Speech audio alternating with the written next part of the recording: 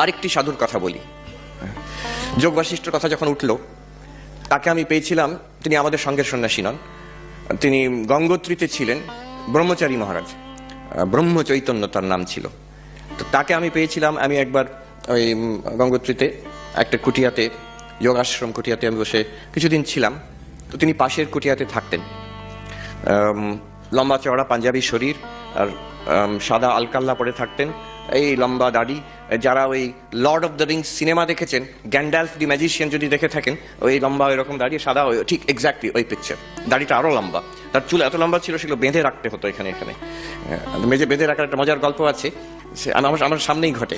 উনি আমার ওই কাঠের বেঞ্চে বসে আমার সঙ্গে কথা বলছেন।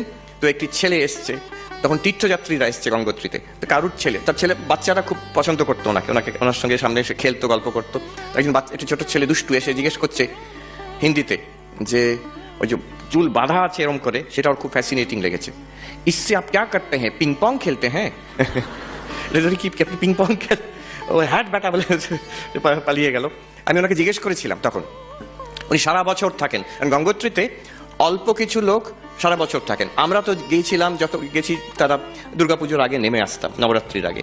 কিন্তু সারা বছর বরফের মধ্যেও থাকেন, এখনো আছেন, কিছু অল্প সাধু থাকেন, উনি থাকতেন। তো ওনাকে আমি জিজ্ঞেস করলাম, আচ্ছা মহারাজ, এই যে মহাত্মাজি, এই যে এখন লোকজন আসছে আপনার পরিচিত, তারপরে এইসব বাচ্চারা আসছে, খেলছে, আপনি আনন্দ করছেন, আমরাও আসছি, তারপরে যখন শীতের সময় চারিদিকে বরফ, একটা মানুষকেও কোথাও দেখা যায় না, আপনি 5-6 মাস ওইভাবে থাকেন বরফের মধ্যে।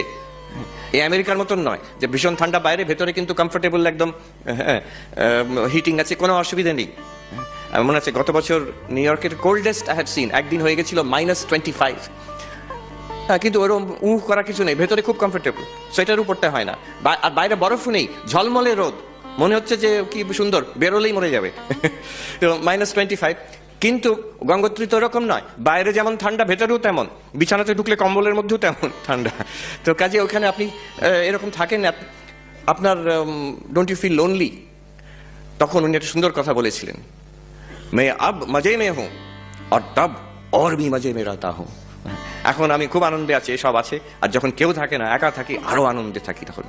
তো তিনি করতেন, কেন ওনার কথা বলছি, তিনি এখানে কলকাতার লোক। আচ্ছা, আরেকটু বলে দিই ওনার বিষয়, ইন্টারেস্টিং। তিনি কলকাতার লোক, উনি ইঞ্জিনিয়ার, বিটস পিলানির ইঞ্জিনিয়ার ছিলেন এক সময়, আর নিজের বিজনেস ছিল, কলকাতায় কাজ করতেন। বলছেন, আমি আপনাদের সারদা পীঠে গিয়ে ধর্মীয় বই কিনতাম, আর একদিন কিনেছি ব্রহ্মসূত্র। ব্রহ্মসূত্রর প্রথম সূত্র পড়তে বসেছি, অথাতো ব্রহ্ম জিজ্ঞাসা, হেন্স দেয়ারফর এনকোয়ারি ইনটু ব্রহ্ম